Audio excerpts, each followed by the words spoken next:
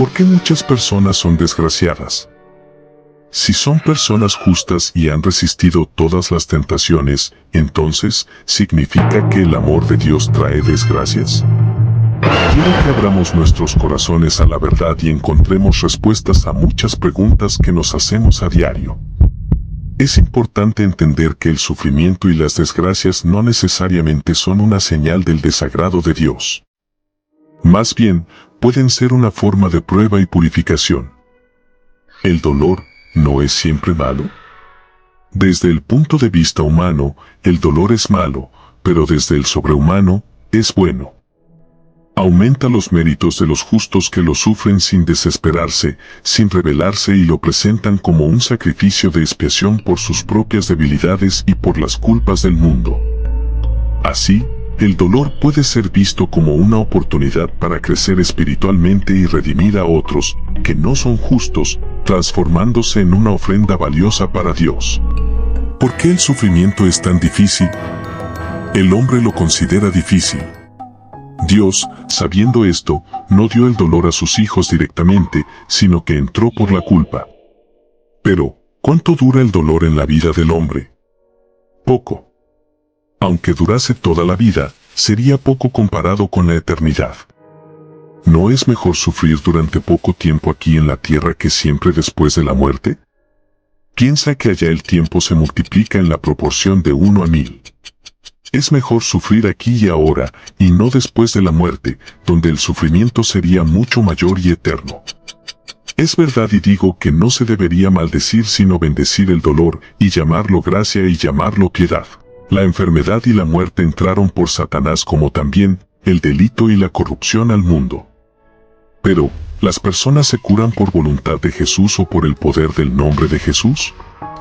Las personas se curan por voluntad del Padre, siempre benigno con sus hijos. El nombre de Jesús también es salvación. Ustedes saben que Jesús significa Salvador. La salvación se refiere tanto a las almas como a los cuerpos. Quien dice el nombre de Jesús con verdadera devoción y fe, se levanta de las enfermedades y del pecado. En toda enfermedad espiritual o física está la uña de Satanás, quien las produce para llevar a la rebelión y a la desesperación a través del sufrimiento de la carne. Entonces, ¿Satanás está detrás de todas las cosas que afligen al hombre? Sí, la enfermedad y la muerte entraron por él, igual que el delito y la corrupción. Cuando veas a alguien atormentado, piensa que sufre por causa de Satanás. Cuando alguien es causa de desventura, piensa también que es instrumento de Satanás. Este entendimiento nos ayuda a no culpar a Dios por el mal y el sufrimiento, sino a ver que es resultado de la influencia de Satanás en el mundo. Pero afirman que las enfermedades vienen de Dios. Jesús nos dice que las enfermedades son un desorden en el orden, porque Dios creó al hombre sano y perfecto. El desorden introducido por Satanás ha traído consigo las enfermedades de la carne y la muerte, así como las consecuencias hereditarias.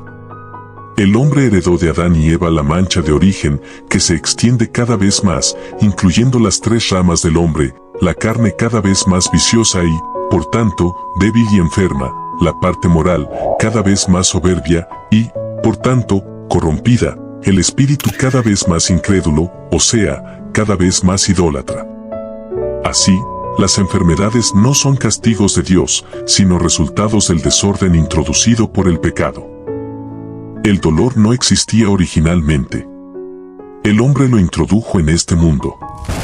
Además, las enfermedades y desgracias acarreadas por rayos, tempestades, aludes, terremotos, son fuentes de sufrimiento para la humanidad, pues quisiéramos que fueran los demás y no nosotros los que sufrieran. El hombre también contribuye al sufrimiento, tanto propio como ajeno. La mente humana crea medios deliberados para causar sufrimiento, como armas mortíferas que son cada vez más terribles y formas de crueldad moral que son cada vez más astutas y sofisticadas, incrementando el sufrimiento de otros. ¿Cuántas lágrimas acarrea el hombre al hombre por provocación de su rey, que es Satanás? Las lágrimas no son una imperfección, sino una perfección del hombre. El hombre es como un niño distraído, un despreocupado, que solo piensa en divertirse, una criatura de inteligencia retardada, hasta que el llanto le hace adulto, reflexivo e inteligente. Solo los que lloran saben amar y comprender, amar a los hermanos y a Dios, porque han comprendido que, excepto Dios, todo lo demás es dolor. El llanto resignado se transforma en consuelo, y los que lloran amando al Señor serán consolados. El sufrimiento nos enseña empatía y compasión, permitiéndonos ayudar a otros que también sufren. ¿Por qué Dios permite el mal, si con su poder puede destruir el mal? Si Dios destruyera el mal, no nos acordaríamos más de él. Tenemos necesidad del dolor, pues nos recuerda que tenemos un Padre. Las desventuras nos persuaden de nuestra nada, de nuestra incipiencia y de nuestra maldad, causa del castigo que ustedes mismos se infringen y de mi existencia, potencia y bondad. Jesús se angustia al ver que no le amas, llámalo y él vendrá. El amor alivia el dolor y devuelve la alegría. Como el hijo pródigo, que se acordó de su padre cuando sintió hambre, el dolor nos recuerda nuestra dependencia de Dios. Les recuerdo que el amor alivia el dolor y devuelve la alegría.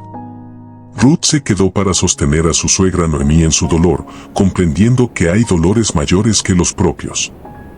En el caso de su suegra la desdichada Noemí, que lloraba en su desolación, quebrantada por el dolor, ya no esperaba más de la vida, solamente quería volver, para morir, a los lugares en que había sido feliz, cuando era joven, rodeada del amor de su marido y de los besos de sus hijos, pues su casa se había quedado sin varones.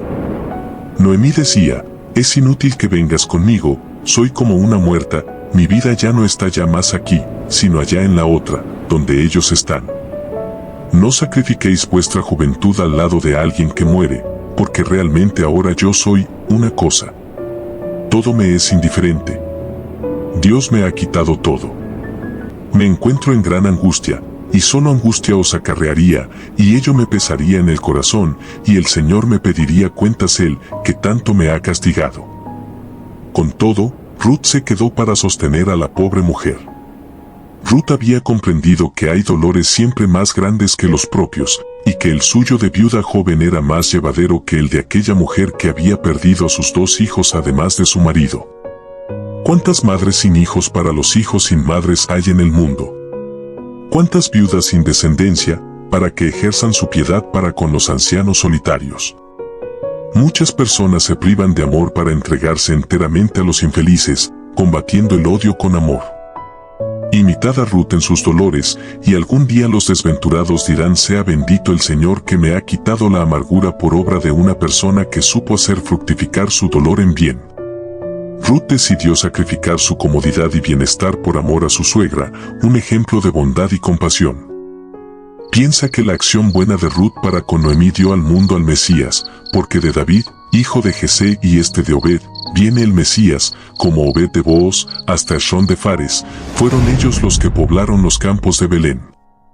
Cada buena acción puede tener un impacto mucho mayor de lo que imaginamos. Superar el egoísmo y actuar con bondad puede llevarnos a una conexión más profunda con lo divino. Aunque el dolor proviene del mal, Dios lo utiliza para un propósito mayor. El sufrimiento tiene un propósito divino y puede llevar a una mayor santidad y vida eterna. Cada acto de bondad y sacrificio puede desencadenar una cadena de amor y compasión, acercándonos más a Dios. Ya es mucho el que uno se resigne y sufra el dolor. Da al dolor un valor superior, ofrécelo por la redención de los hombres. Es tan bello cuando cooperas con el Padre al bien de tus hermanos, no puede haber amor más grande hacia el Señor y hacia el prójimo. ¿Salvarse uno para sí mismo? Es poco. Es un mínimo de santidad. Es bello salvarse, pero es aún más admirable entregarse para salvar a otros. Cuando el amor llega a este nivel de entrega total, se considera perfecto. La fe y la esperanza se encuentran más fácilmente en el dolor que en la alegría. Es fácil creer y ser buenos cuando la vida es plácida, pero el que persevera en la fe, esperanza y caridad en medio del sufrimiento merece la ayuda de Dios y el reino de los cielos. El dolor purifica nuestra fe y nos hace depender más de Dios, demostrando nuestra verdadera devoción y confianza en Él. Verdaderamente que en todas las cosas de la tierra se encuentra el dolor. Es ley justa para nosotros los pecadores sentir dolor. Pero para Jesús, ¿por qué tanto dolor? El mal y el dolor provienen de la desobediencia a Dios. La solución es una obediencia perfecta. Jesús se presenta como el sacrificador amoroso, dispuesto a sufrir para vencer. Jesús padeció el mayor sufrimiento necesario para cumplir con la obediencia al plan de Dios. Él tiene que sufrir infinitamente para vencer y borrar el pecado original de desobediencia, no solo de Adán sino también de Lucifer. A pesar de la enormidad de su sacrificio, Él estuvo dispuesto a obedecer completamente la voluntad del Padre. La obediencia, aunque dolorosa, es necesaria para restablecer el orden, alegría y brindar salvación. Te explico, el mal en el corazón humano fue introducido por Satanás, que actuó por envidia, ya que no podía soportar que los humanos fueran destinados al cielo del cual él había sido expulsado por rebelarse contra Dios, específicamente por no obedecerle. Se requiere una obediencia perfecta. La obediencia es dolor y es gloria. La obediencia, como el espíritu, jamás muere. Obedecer es difícil, especialmente en asuntos graves, y esta dificultad genera dolor. Se les pide a los humanos obedecer en la medida limitada de lo que pueden cumplir. ¿Por qué tienen que sufrir los niños? No tienen pecados. El dolor es consecuencia de la culpa y estará siempre presente en la tierra. Incluso los más puros sufren y sufrirán, siendo como hostias ofrendas sagradas que aplacan la ira de Dios. Jesús invita a creer que hay un propósito divino detrás del sufrimiento. Aunque los niños no tienen pecados, su sufrimiento actúa como un sacrificio que puede redimir a otros, mostrando la injusticia del dolor y la necesidad de redención. Cuando la gracia sea devuelta a los hombres, los más santos obtendrán un mejor entendimiento de estas verdades ocultas. En ese momento, se darán cuenta de que el sufrimiento tiene un poder redentor y querrán ser víctimas voluntarias porque habrán comprendido el verdadero poder y propósito del dolor. Al ver cuánto dolor hay en la tierra y saber que solo Dios puede aliviarlo, mediante el conocimiento exacto de Dios, de su grandeza e infinita bondad, de su constante presencia y de sus promesas, Jesús ofrece consuelo a quienes sufren. Venid a mí todos los que tenéis dolores, disgustos, el corazón herido, cansados, y os daré paz. Encontraréis alivio, compañía y el amor de los hermanos, y, sobre todo, el amor de Dios. El sufrimiento puede ser aliviado por el amor de Dios y de los demás, encontrando consuelo en la fe y la comunidad. Dos son las necesidades del hombre, el amor y el dolor. El amor que impide cometer el mal y el dolor que lo repara. Esta es la ciencia a aprender, saber amar y saber sufrir. Da me gusta, comparte, haz un comentario e inscríbete. Hasta una próxima aventura.